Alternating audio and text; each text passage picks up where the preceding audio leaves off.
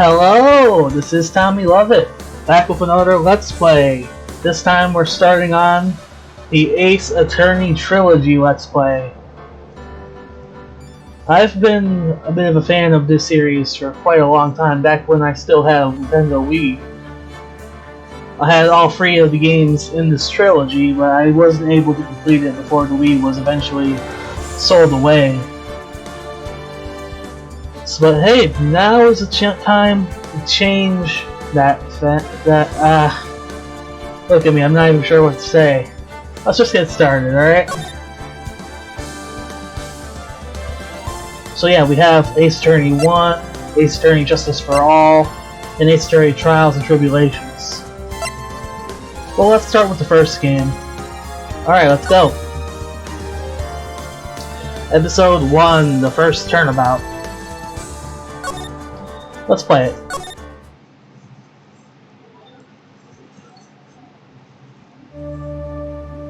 A blood drop. Yes. Yes.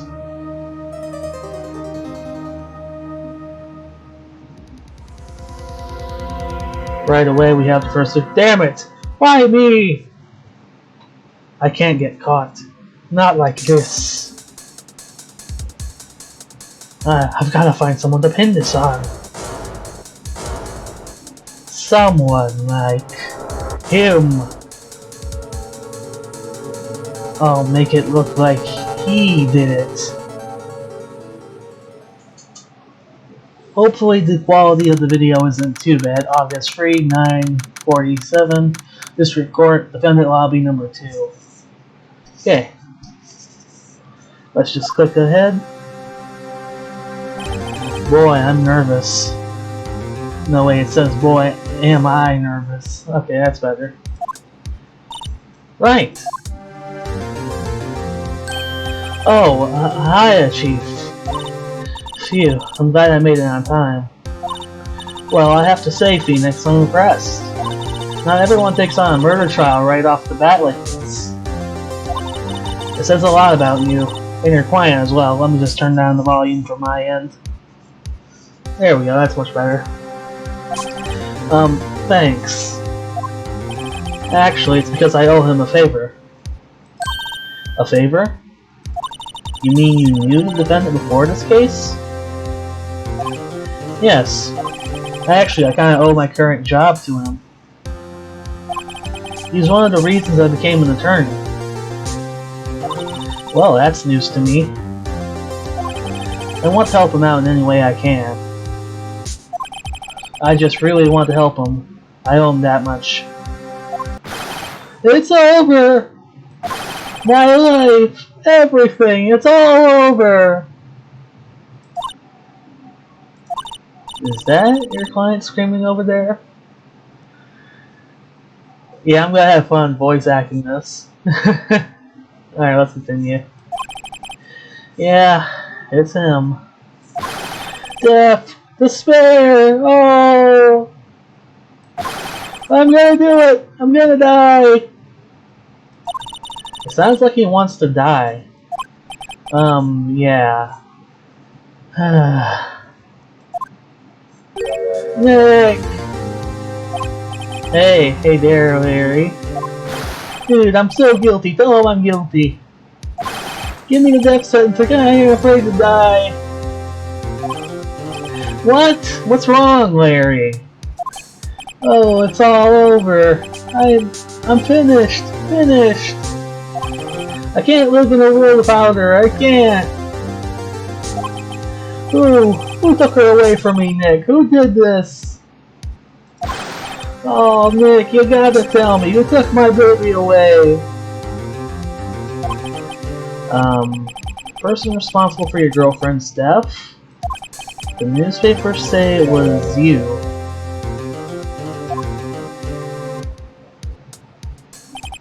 My name is Phoenix Wright. Here's the story. My first case is a fairly simple one. A young woman was killed in her apartment. The guy they arrested was the unlucky sap dating her. Larry Buzz. My best friend since grade school. Our school had a saying, when something smells, it's usually the buzz. In the 23 years I've known him, it's usually been true. He has a knack for getting himself in trouble. One thing I can say though, it's usually not his fault. He just has terrible luck. But I know better than anyone that he's a good guy at heart. That and I owe him one, which is why I took the case, to clear his name. And that's just what I'm going to do.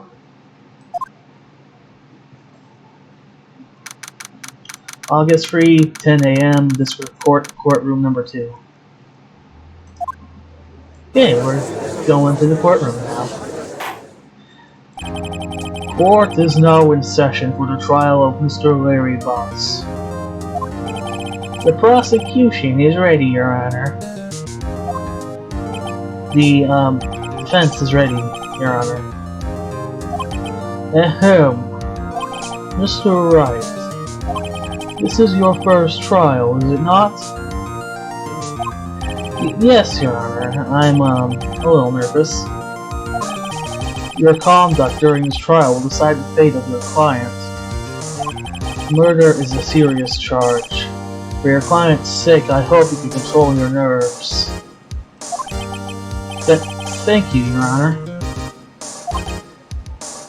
Mr. Wright, given the circumstances, I think we should have a test to sustain your readiness. Yes, Your Honor. Oh, hands shaking, eyesight fading. The test will conduct of a few simple questions. Answer them clearly and concisely. Please state the name of the defendant in this case. Easy, that's Larry Buzz. The defendant? Well, that's Larry Buzz, Your Honor. Correct. Just keep your wits about you and you'll do fine. Next question. This is a murder trial. Tell me, what's the victim's name? Phew, I know this one, but I read the case report cover to cover so many times. It's... wait, oh. No way! I forgot! I'm drawing a total blank here. Phoenix, are you absolutely sure you're up to this? You don't even know the victim's name? Oh, the victim! Of course I know the victim's name. I just forgot.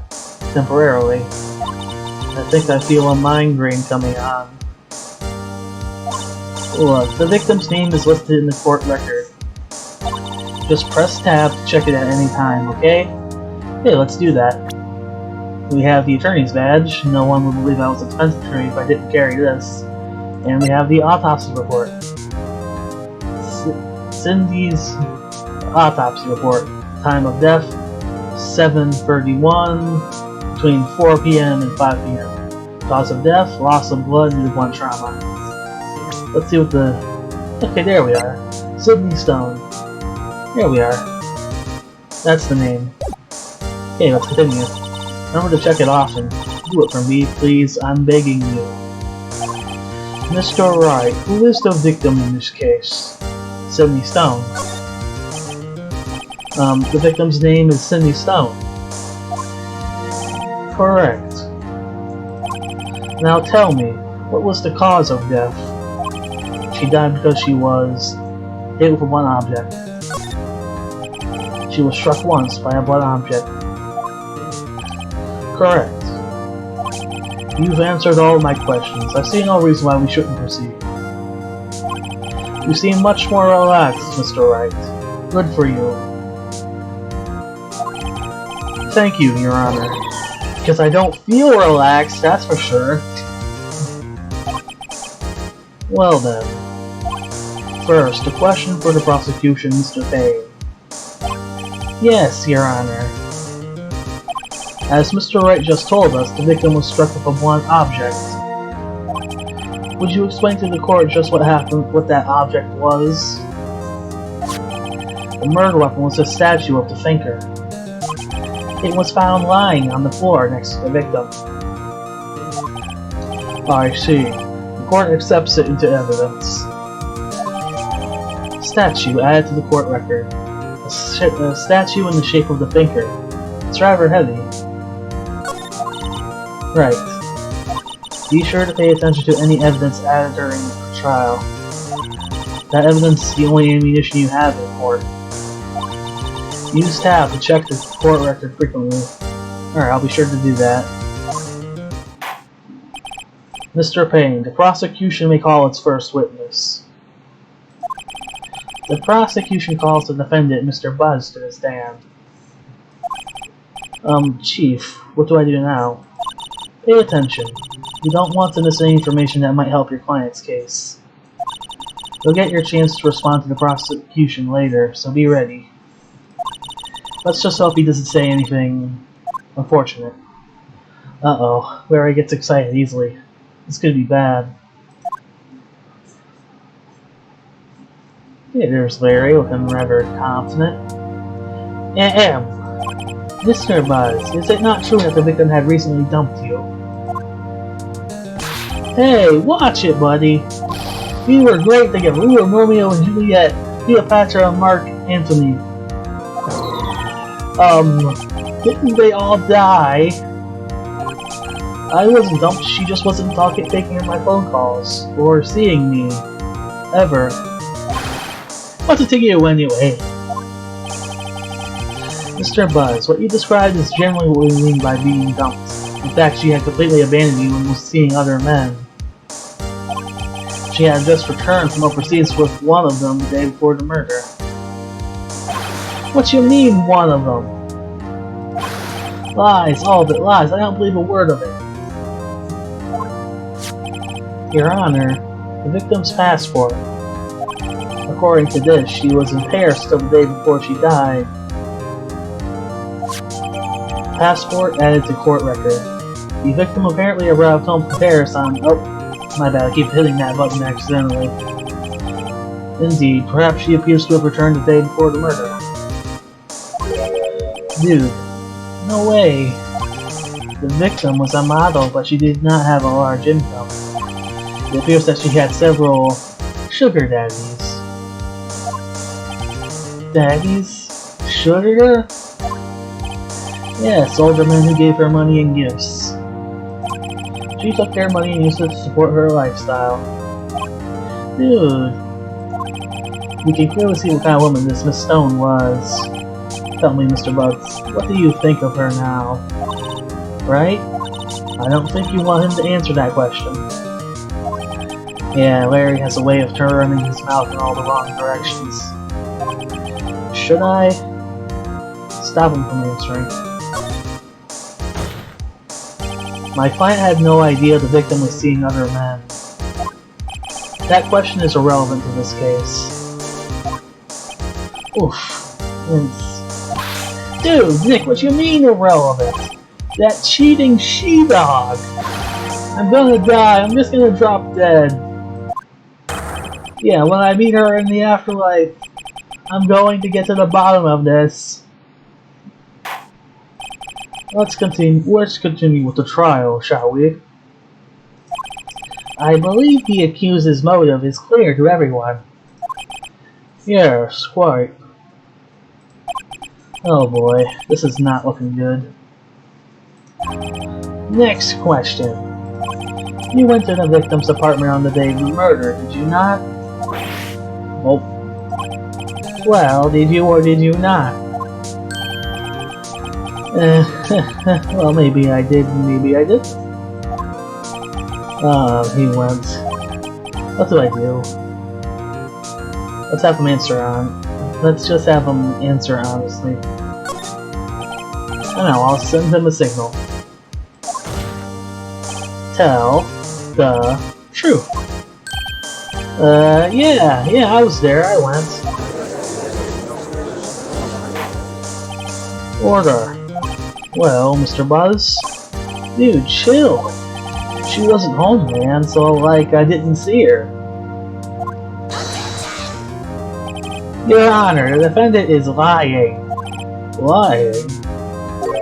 The prosecution would like to call a witness who can prove Mr. Buzz is lying. Well, that simplifies matters. Who is your witness? The man who found the victim's body. Just before making the gruesome discovery,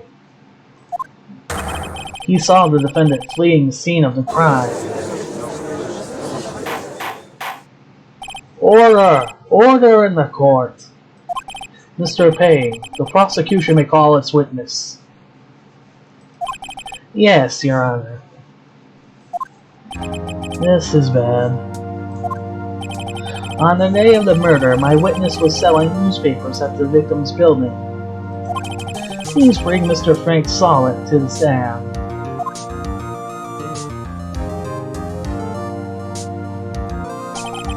Mr. Solid, you sell newspapers with subscriptions, is this correct? Oh, yes, newspapers, yes! Mr. Solid, you may proceed with your testimony. Please tell the court what you saw on the day of the murder.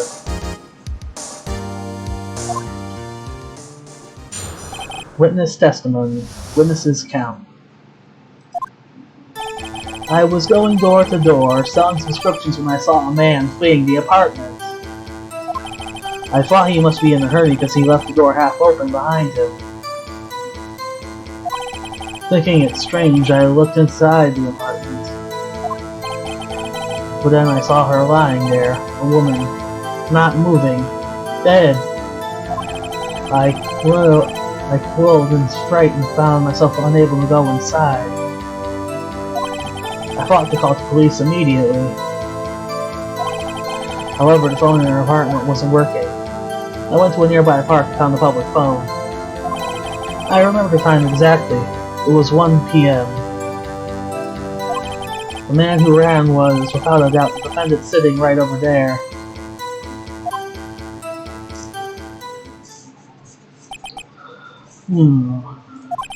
Larry, why didn't you tell the truth? I can't defend you against testimony like that. Incidentally, why hasn't the phone in the victim's apartment? Why wasn't the phone in the victim's apartment working? Your Honor, at the time of the murder, there was a blackout in the building. Aren't phones supposed to work during a blackout? Yes, Your Honor. However, some cordless phones do not function normally. The phone in that Mr. Solid saw. Ah, goddammit.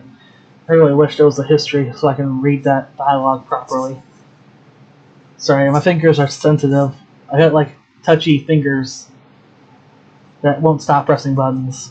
Your Honor, I have a record of the blackout for your refusal. Blackout record added to the court record. Alright. Now, Mr. Wright. Yes, yes, Your Honor. You may begin your cross-examination. Cross-examination, Your Honor? Alright, right. This is it. The real deal. What exactly am I supposed to do? Why, you're exposed to lies in the testimony the witness just gave. Lies? What? He was lying? Your client is innocent, right? Then the witness must have lied in his testimony. Or is your client really guilty? How do I prove he's not? You hold the key. It's in the evidence. Compare the witness's testimony to the evidence at hand. There is bound to be a contradiction in there. First, find contradictions between the court record and the witness's testimony. Then, once you've found the contradicting evidence, present it and rub it in the witness's face. Okay. Open the court record tab, then point out contradictions in the testimony. Alright. We have a statue, a passport, and a blackout record.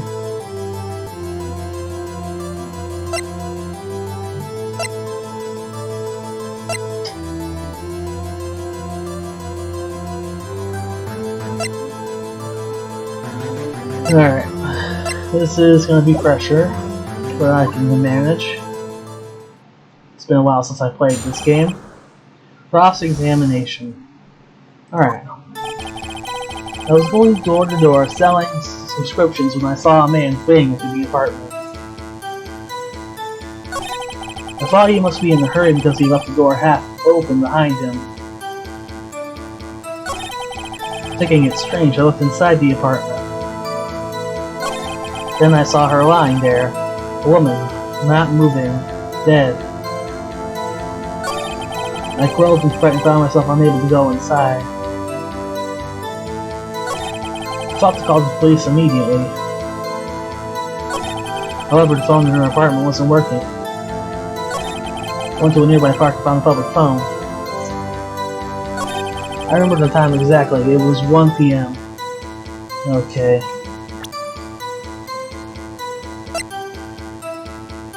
This might be the contradiction we're looking for.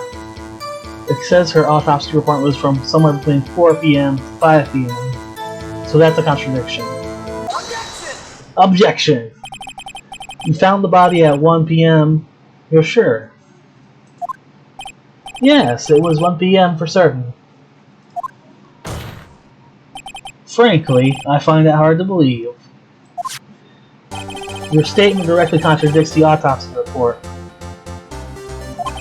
The autopsy notes the time of death at sometime after 4 p.m. There was nobody to, or rather, no body to find at 1 p.m. How do you explain this 3-hour gap? Oh, that! Oh, her! This is trivial. The witness merely forgot the time. After his testimony, I find that hard to believe. Mr. Solid, why were you so certain that you found the body at 1 p.m.? Gee, that's a really good question. Great job, right? Way to put him on the spot. That's all you have to do. Point out contradictions. Lies always beget more lies. See through one and their whole story falls apart. Wait, I remember now. Would you care to give your testimony again?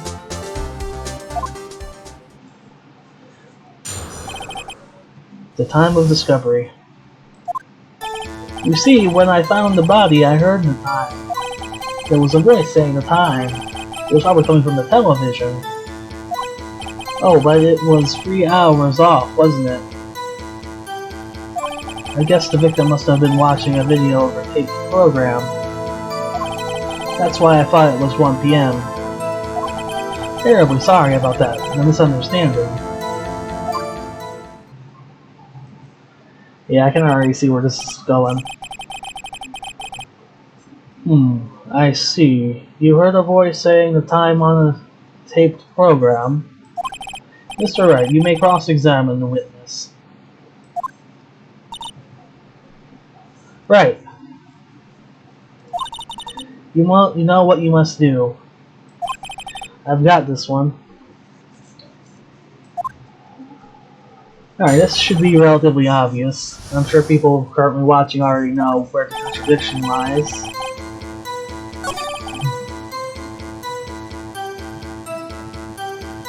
Okay, let's press this. Are you sure it was a television and not a radio? Well, no, I guess it might have been a radio. Incidentally, there was no radio on the premises. There was only one large television. Right. I can't put my finger on it, but something about this seems fishy. Something about hearing the television. Alright.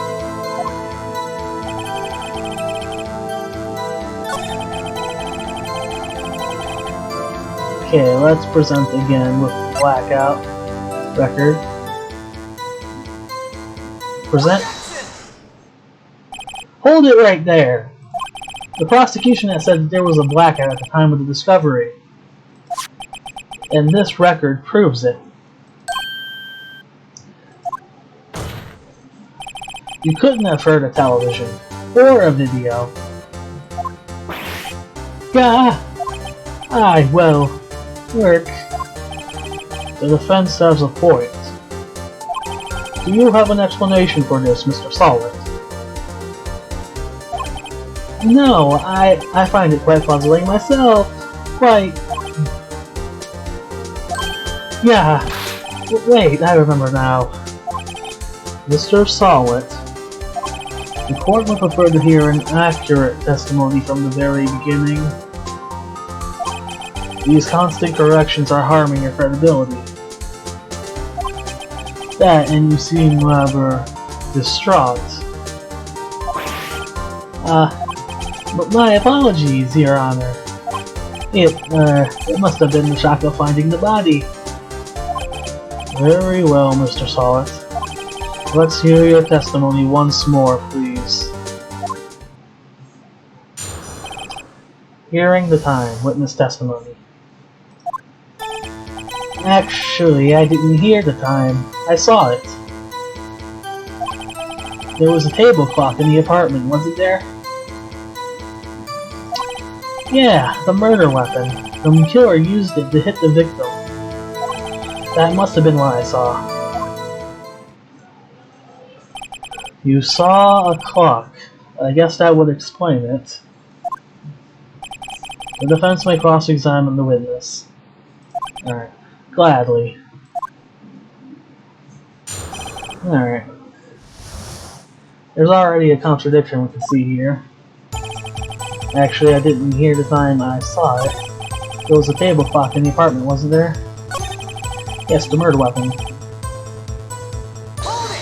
Hold it. The murder weapon? Yes, the table clock that was used as a weapon. That's what I just said. Didn't you doze off in the middle of my testimony or something? Something's fishy here.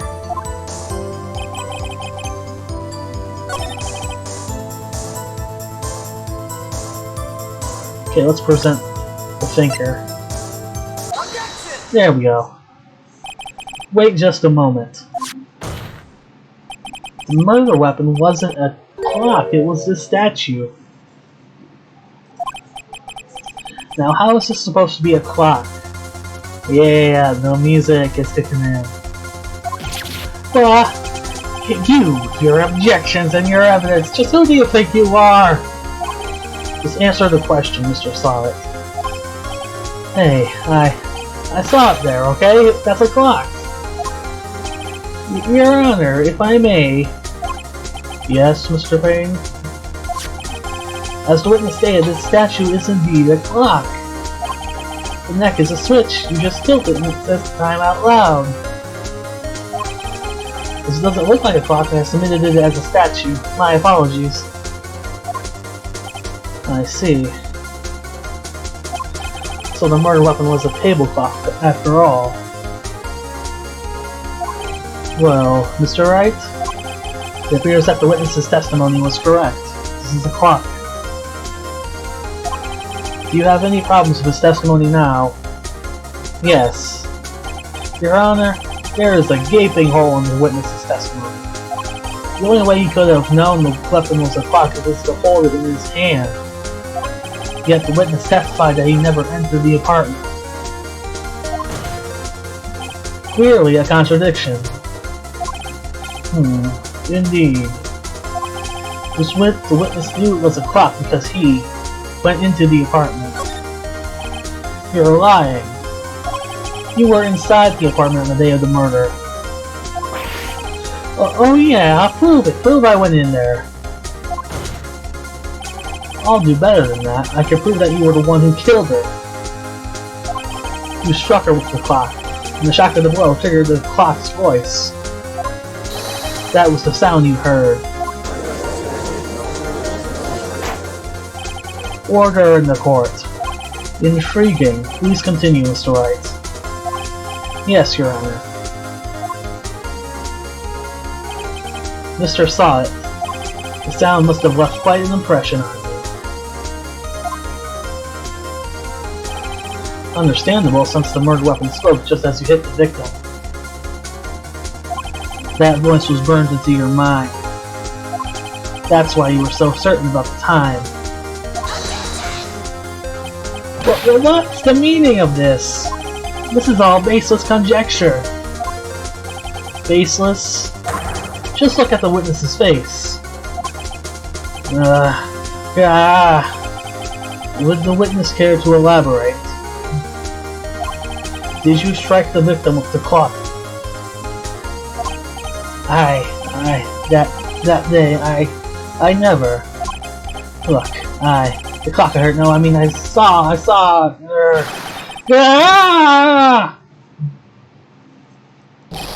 Shut up! I hate you. It was him, I tell you. I saw him. He killed her, and he should burn. Burn, give him death. Order in the court, I say. Your Honor, a moment, please. There isn't a shred of evidence supporting the defense's claims. Mr. Wright. Your Honor? You claim the sound of the witness heard came from the clock. Do you have any evidence? Salt case is writing on this. I better think it through carefully. Your Honor, the sound Mr. Watt heard was definitely for this clock. Fact which is clear if you simply try sounding the clock.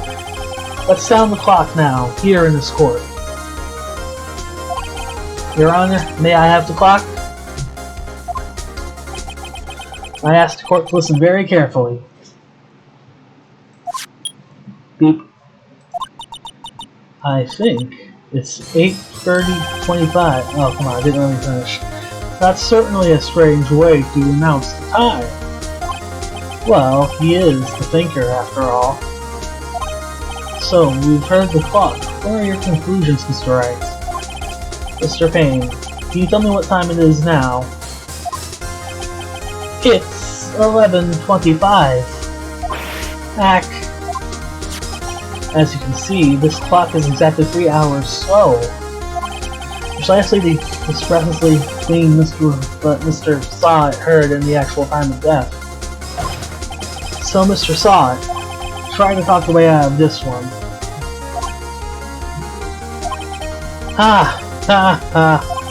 You forgot one thing. Uh-oh. What's he talking about now?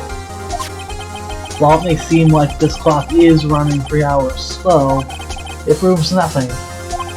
How do you know it was running 3 hours slow on the day of the murder? If you can't prove that, you don't have a case. He's right. How am I going to prove that? Damn it. Oh, so close. Mr. Wright, it seems you lack this critical evidence to support your claim. Yes, Your Honor. This means I cannot let you index the witness.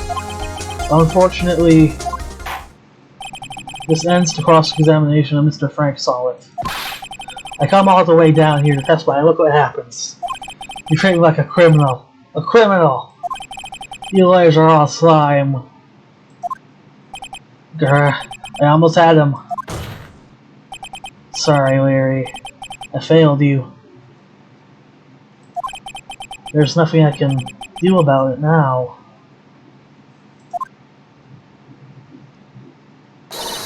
Not so fast, Mr. Solid. Maya? I mean, Chief? Listen up, Wright. Don't throw this one away. Not like this. Think. But Chief, it's over. I can't prove the clock was slow the day of the murder. Nobody can prove that. Well, yes. But that doesn't mean you can't still win. Try thinking outside of the box. Don't waste time doubting the facts. Assume the clock was 3 hours slow. And think through it. Ask yourself, why was the clock 3 hours slow? Figure out the reason and you'll have your proof. Right, Mr. Wright? Can you think of a reason as to why the clock would be 3 hours slow? I believe I can. Wait. Maybe I can prove it. You must have evidence somewhere that can prove it, right? Find it and let them have it. Well, Mr. Wright, you say the clock was already running slow on the day of the murder. Have you found evidence to support this claim? Of course. There was a piece of evidence that the court raised that can prove my claim beyond a shadow of a doubt. Ah, tough work. Let's say you pull this one off. Let's see this evidence that proves why the clock was running slow. The passport. This must be it. The victim had just returned home from abroad the day before the murder. As we all know, the time difference between here and Paris is 9 hours. When it's 4 p.m. here, it's 1 o'clock the next day there. The clock wasn't 3 hours slow. It was 9 hours fast. The victim hadn't reset her clock since returning home. That's why the time you heard when you struck her dead in her apartment was wrong. Proof enough for you, Mr. Saw It. Or should I say, Mr. Did It? Nah.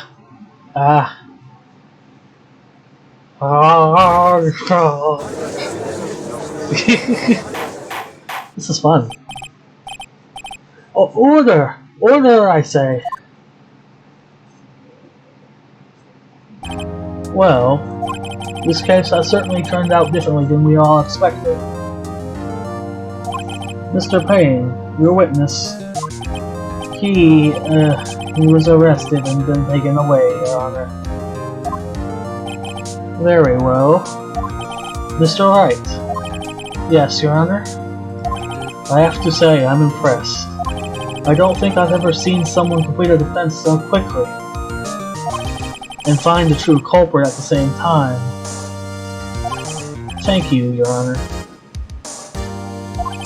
At this point, this is only a formality, but this court finds the defendant, Mr. Larry Buzz, not guilty.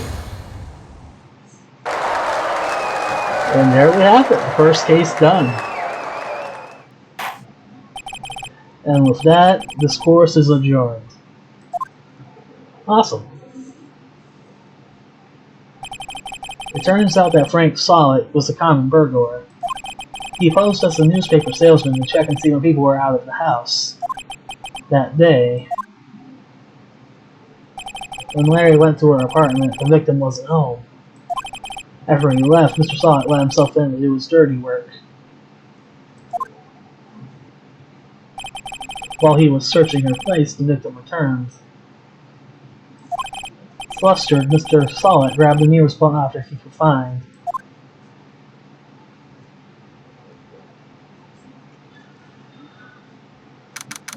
August 3, 2:32 p.m. District Court, Defendant Lobby Number 2. Phew, I still can't believe we won. Right, good job in there. Congratulations. So, thanks, Chief. I owe it all to you. Not at all. Not at all. You fought your own battles in there. It's been a while since I've seen a trial end on such a satisfying note. I've never seen the Chief looking this happy. If she's this glad, imagine how Larry must feel. My life is over. Larry, you're supposed to be happy. What's wrong now? Oh, Nick. Don't worry about me. I'll be dead and gone soon. Good. But no, I mean bad. Bad, bad, bad. Larry, you're innocent. The case is closed. But my Cindy Windy's gone, man. Gone forever. Larry, she was a... Nah, never mind. Yeah, watch your mouth there, Mr. Wright. Congratulations, Harry. Harry? Yes, you. I can practically see the headlines now. Harry Buzz, innocent. Thanks, I really owe you one. I won't forget this, ever. Let's celebrate. Dinner, movie, my treat. Oh no, I couldn't. Hey, I was the one who got you off the hook. Oh hey. Here, take this. It's a present. A present? for me. Wait, isn't this the evidence that... Actually, I made this clock for her. I made one for her and one for me. But really? You made this? Well, thank you. I'll keep it as a memento. Yo, Nick. Can you believe it? I was so into that shit. And she was just playing me for a fool. Don't that make you just want to cry? Larry.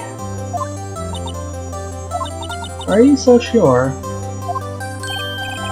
Excuse me? I think she thought quite a lot of you in her own way. Nah, you don't gotta sympathize with me, okay? Oh, I'm not just sympathizing, really. Isn't that right, Rick? Don't you have something to show your friend? Something that proves how she felt about him? Huh? Oh, yeah, right. What the heck is she talking about? Probably the statue. Check this out, Larry. Proof positive you weren't just some chump to her. Huh?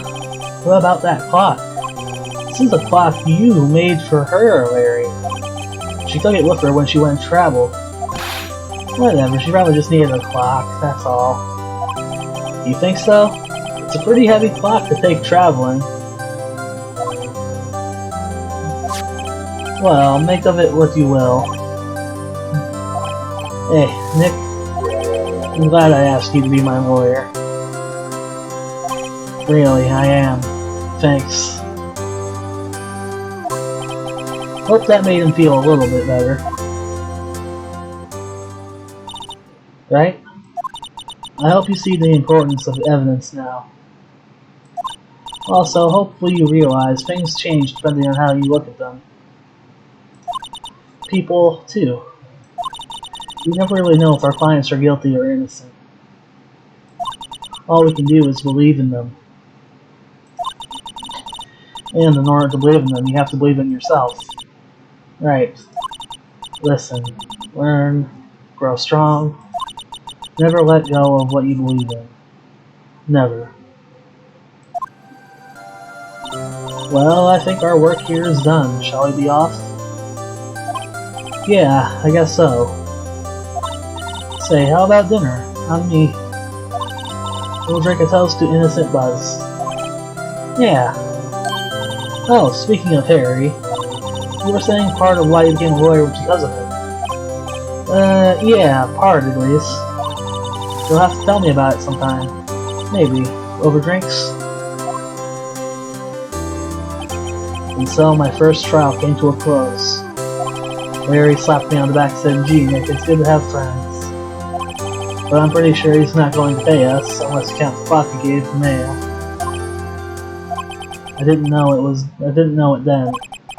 But that clock was soon going to be at the center of another incident. And my promise to tell the chief about me and Larry would be one promise that I wouldn't be able to keep. The end.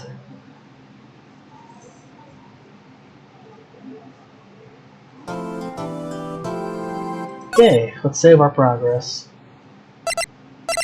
I'm gonna save over this.